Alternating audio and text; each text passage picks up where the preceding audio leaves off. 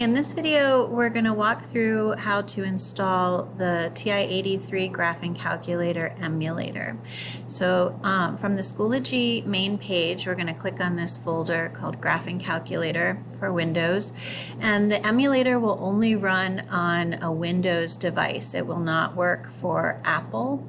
So if we scroll down to the bottom, here's the zip file, VTI-83. So we're going to click on that zip file. Depending on the browser you're using, it's going to open down in this bottom tray. And then we're going to click on Show in Folder.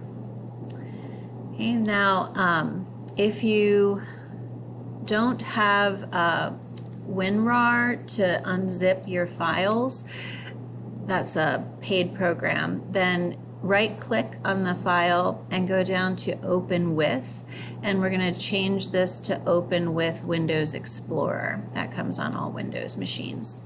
Okay, then we're going to select that file so it's highlighted, and then in the Extract menu, all the way at the end, we're going to click on Extract All, and we're going to download this to the desktop.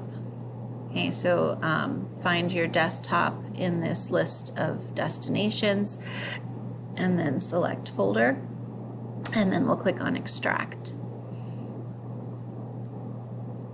Okay, now we can close all of those windows, and we're going to go to our desktop and find that folder that we just extracted to the desktop, which is right here, VTI-83. We're going to open that folder and then find the VTI-83 file that's an application file. And we're going to right click and then scroll down and pin to start. And then we're going to right click, scroll down, and pin to taskbar. And that's going to put the icon for your calculator in your taskbar way down here at the bottom. It looks like a little skyscraper. If you'd like to also have a copy of that on your desktop, we can grab this one called VTI-83 Shortcut, and then just drag that right out of the file into or onto your desktop. And then you can close that, and there's your shortcut on the desktop. Here's your shortcut in the launch bar.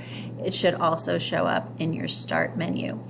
Now you want to keep this folder for the calculator on your desktop. If you delete that folder, then you're deleting the calculator as well. So you want to always keep that folder there to access it.